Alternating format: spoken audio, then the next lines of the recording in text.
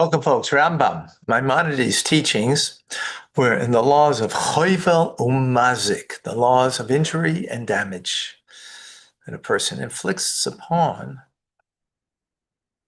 another. Okay, we're in chapter 4. A person who strikes a woman and causes her to miscarry is liable, even if her injury was caused unintentionally. He must compensate the woman's husband for the value of the fetus and the woman for the injury and the pain.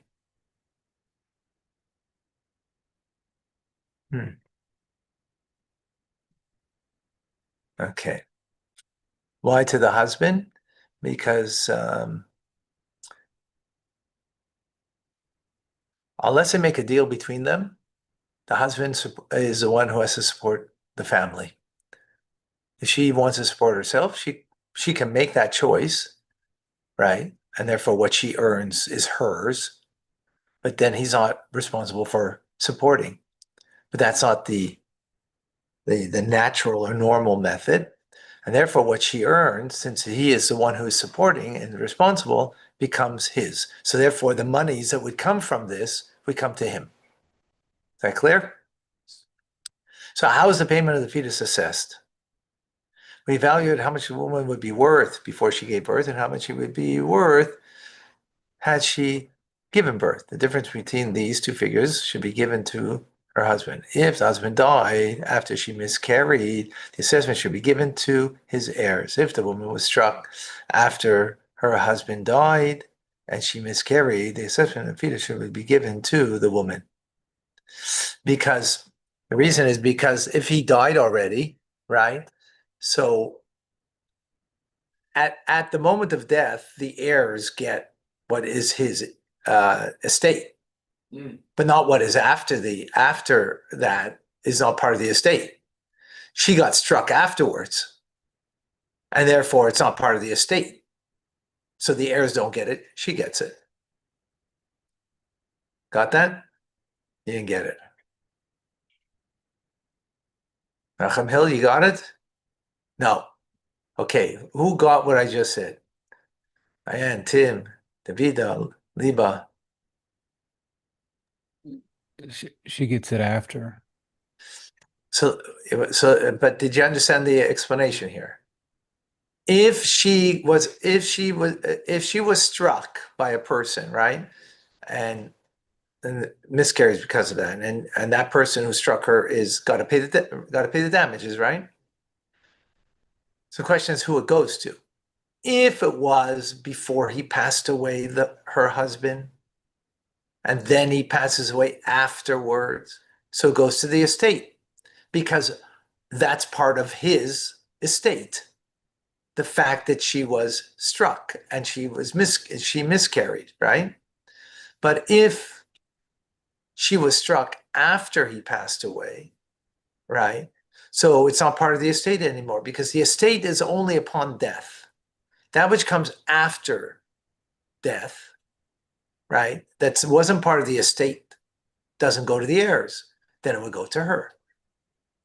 Okay? Number 3, if a woman who miscarries was married to a convert and the person injures her during a convert's lifetime, he must pay the assessment to the fetus and to the husband. If the convert dies without leaving any heirs, he's not liable. But right, but here we're talking about a convert doesn't have heirs, right? So because there's no heirs, there's no one to give it to.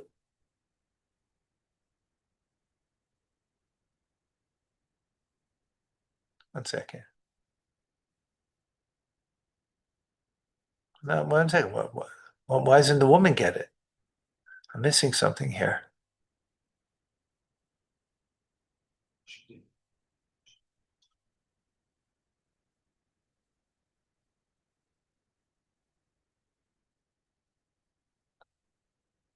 If a woman is injured after the convert dies, she acquires the right.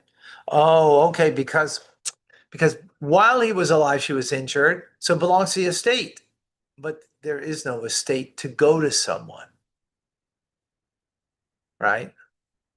This is biblical law, right? rabbinic law, by the way, if you say who your heir, who it's to go to, right? If you write a will, so then based on that will, this is based not on making a will, this is based on without any will, that the estate automatically goes to the heirs. But a convert who has no children has no heirs because there's no one before them. An heir can be someone that came before you. When you convert, you know, your mother and father that are not Jewish are not your heirs, right? Again, from biblical point of view. If you make a will, so then based on that will, it goes to who you make in the will. If you say, I'm giving it to the kangaroo in the local park, so then that money will go to feed the kangaroo, right? Right? But that's all we're talking here from a biblical point of view, that an heir, right? So he doesn't have an heir.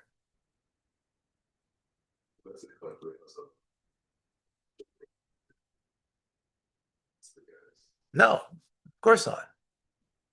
How could they? From biblical law, again, if he wants to give it to them and writes then he can't do that. That's not the issue over here. But biblical law, because the concept of being an heir means you stand in the place of that person. So someone who isn't Jewish can't stand in the place of someone who's Jewish. Doesn't matter if they're your children that are not Jewish or your parents that are not Jewish. They can't stand in your place because you're Jewish, right? That's the concept of being an heir. So, but if it happened that she was struck, injured after the convert dies, she acquires the right of the assessment for the fetus, because now it's not part of the inheritance because he's not alive. Inheritance is right. And others, the husband, the convert died this morning. She got hit this afternoon, same day. The inheritance is on the time that he died of what's in his estate. This happened afterwards. It's not in his estate. Therefore, it doesn't go to the heirs. Right? Is that clear? Number 4. If a woman was a maidservant or a non-Jew at the time of conception and was freed or converted before the accident took place, the assessment for the fetus belongs to her. And not to the husband.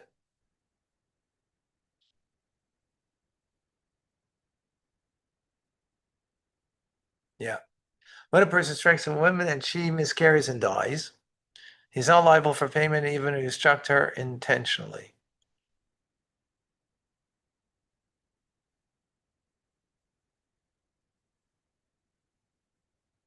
Unintentionally, right? The law is derived from, if there will not be a fatal injury, he must certainly be punished financially. Thus, we see the scripture did not distinguish between unintentional and intentional conduct with regard to the act of punishable by execution by the court, and it's freed the perpetrator from financial liabilities in all instances. It's an interesting law over here. The saying like this is, the law is that if you did something that you could get the death penalty, whether you get it or not, right? But it's possible to get the death penalty. Financial payment, recompensation is not applicable because the possibility of a death penalty is there. Now, over here, in this instance, is unique, is because it was unintentional. So we don't make a difference between unintentional or intentional, because usually only death penalty is not usually death penalty is only if it's intentional, right? Others it wouldn't be applicable, right? Unintentional is not. But in this instance, there is a distinction. When does the above apply? When the person intended to strike a woman. When, however, he intended to strike his colleague, but instead struck the woman, although she died, since he killed her without intention, this is considered as a matter that does not involve any capital punishment, and he is liable for the assessment for the fetus.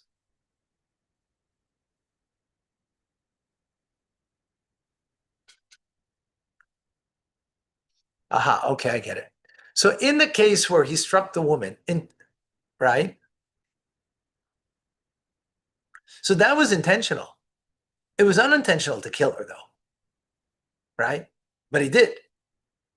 In that case, he doesn't pay the financial damages, right? The damages financially, right? Because in the fact that it was an intentional strike, that itself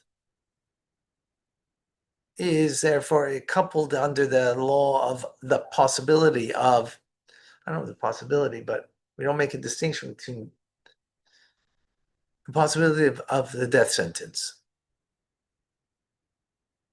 But if his intention was someone else and accidentally he killed her and right, and the fetus together, then he would be liable, because there's no act that would have been a possibility of a death sentence, because it was all he meant someone else. A person, number 7, a person who strikes his father or his mother but does not draw blood is liable to pay for the 5 assessments. If, however, he drew blood while striking his parent or injured a colleague on Shabbos, even if he did so unintentionally, he's not liable for the financial penalty, because these sins are punishable by execution by the court. Right? You could, if you're not, if you draw blood by hitting your parents, you could get the death sentence. Right? It's liable for it, at least, or on Shabbos, right? So therefore, even if it was unintentional, you do not pay the financial penalty. As we explained, the scripture did not distinguish between unintentional and intentional conduct with regard to the act punishable by execution by the court, and freed the perpetrator of financial liability in all instances. Okay, I must stop here. Thank you, folks. Have an amazing, great day. God bless. Thank you, Rabbi. Thank you. Tonight is JLI for those who didn't yet sign up. Join us. Yeah, I think many of you are going to be there. Looking forward. Also, our campaign is continuing, so please help out by reaching out to people. God bless you.